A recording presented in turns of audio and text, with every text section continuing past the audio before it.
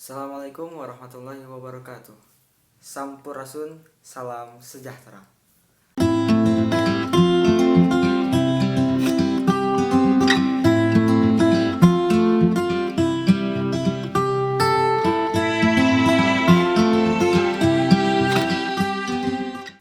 Kali ini saya akan sedikit sharing mengenai yang ada dalam kehidupan kita, yaitu spiritual dan supranatural. Manusia dalam menjalani kehidupannya tidak akan bisa lepas dari yang namanya supranatural dan spiritual.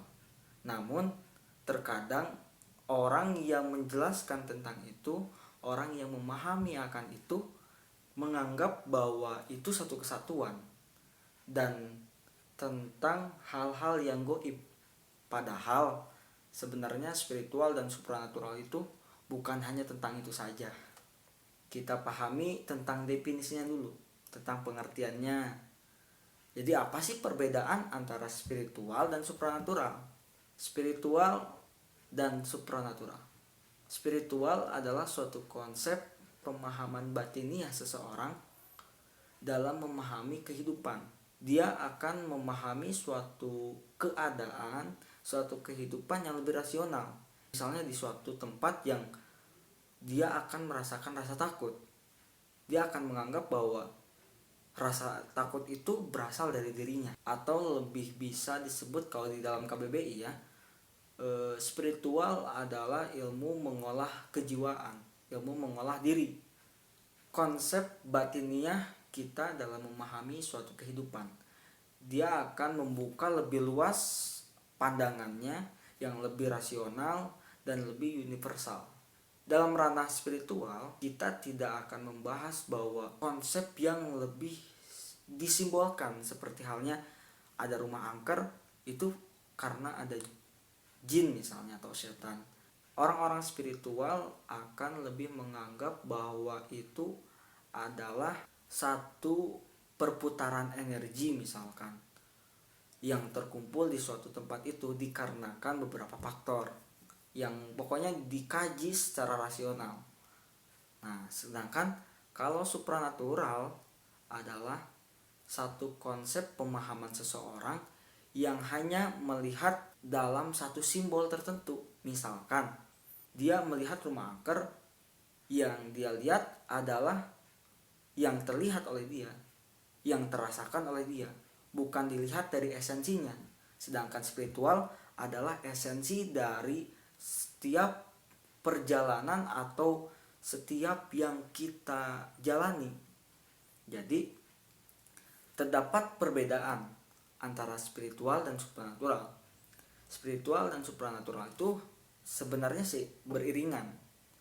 Tinggal kita mau memahaminya dari segi apa, dari sudut pandang mana, spiritualkah, supranaturalkah. Kita analogikan lebih jelas lagi dengan satu contoh. Misalkan bila kita, mungkin ini sudah sering orang berkata bahwa suatu tempat yang tidak dihuni, tidak ditinggali beberapa waktu yang lama, maka jin-jin akan berkumpul di suatu tempat tersebut. Nah, kajiannya seperti apa? Bila dikaji dari segi spiritual, perputaran energi yang ada di dalam rumah tersebut tidak berjalan dengan efisien karena tidak ada kehidupan di sana, tidak ada manusia yang beraktivitas di sana, tidak ada apapun di sana. Yang akhirnya energi-energi tadi berkumpul menjadi satu kumpulan energi yang bisa positif, bisa negatif akhirnya. Dan itu menjadi magnet tersendiri bagi energi-energi yang ada di luarnya. Nah, itu yang akhirnya menjadikan rumah tersebut seperti angker atau takut. Nah, itulah kalau dari segi orang-orang spiritual pasti mengkajinya bahwa itu adalah perputaran energi yang tidak stabil, jadi terkumpul satu energi yang padat di situ dan menarik energi-energi yang di luar, energi-energi yang di luar tempat tersebut.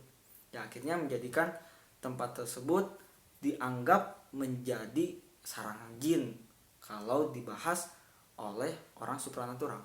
Orang supranatural akan menganggap bahwa rumah yang tidak dihuni, rumah yang tidak ditinggali dengan waktu yang agak panjang, waktu dengan jangka panjang yang lumayan panjang, akan dihuni oleh jin misalkan. Ada pocong, ada genderuwo, tuyul, dan lain sebagainya. Bila dikaji, itu oleh orang supranatural dianggap sebagai hal yang sudah itu adalah maksudnya bahwa itu bakal dihuni. Sedangkan orang spiritual tidak menganggapnya seperti itu. Dia akan mengkaji kenapa sih penggambaran tuyul atau penggambaran spiritual atau penggambaran pocong, penggambaran kuntilanak. Nah, mereka akan mengkaji kenapa simbol-simbol itu terjadi. Orang-orang spiritual akan membahas bahwa segala sesuatu yang ada dalam kehidupan itu akan dipengaruhi oleh keadaan atau perspektif yang diterima oleh diri kita. Perspektif yang diterima oleh, ada dua faktor. Yang pertama, faktor intervensi panca indera yang dibantu oleh orang-orang sekitar kita. Selain itu ada faktor lingkungan. Lingkungan yang menyepakati satu bentuk. Akhirnya terwujudlah bentuk-bentuk tuyul. Contoh kuntilanak. Kuntilanak itu diintervensikan suatu hal yang merasakan rasa kekecewaan, rasa galau yang tinggi, dikarenakan dia meninggal karena dia tidak bisa melahirkan seorang anak. Dia keguguran atau dia meninggal dalam keadaan hamil, dan dia tidak merasakan kebahagiaan akan itu. Nah, itu adalah satu bentuk kekecewaan. Satu bentuk kekecewaan itu akhirnya disimbolkan dan disepakati oleh orang-orang di lingkungan itu, dan terwujudlah satu wujud yang berbentuk kuntilanak. Nah, itu yang dikaji secara spiritual. Sedangkan orang-orang supranatural akan melihat bahwa kuntilanak adalah satu bentuk yang itu adalah esensinya. Sedangkan orang spiritual membacanya beda, dengan rasional, dengan pikiran, dengan kajian yang matang gitu. Jadi kuntilanak itu adalah suatu hal, bentuk kekecewaan yang terkumpul di suatu tempat tersebut, dan itu sebenarnya bisa kita bersihkan dengan apa? Banyaklah pokoknya. Yang penting kita yakin bahwa segala perputaran energi itu, setiap apa yang kita pikirkan, setiap apa yang kita gerakan, setiap apa yang kita ucapkan, dengarkan, itu berpengaruh pada kehidupan kita. Oleh karenanya, mari kita pelajarin sedikit demi sedikit perbedaan antara spiritual dan supranatural. Kita kaji bahwa spiritual itu ternyata seperti ini, supranatural seperti ini. Karena apa? Karena ketika kita mengkaji tentang spiritual dan supranatural, kita akan secara otomatis mengasah diri kita, mengolah kejiwaan kita supaya kita tidak saling menyalahkan. Kita akan saling berhusnudzon, saling berbaik sangka kepada orang lain, dan menganggap bahwa semua adalah keberagaman yang Tuhan ciptakan kepada kita, dan akan menciptakan satu kebahagiaan yang bersama. Dan mungkin itu yang semua orang harapkan. Oleh karenanya, mungkin buat sekarang pengertian tentang spiritual dan supranatural dicukupkan.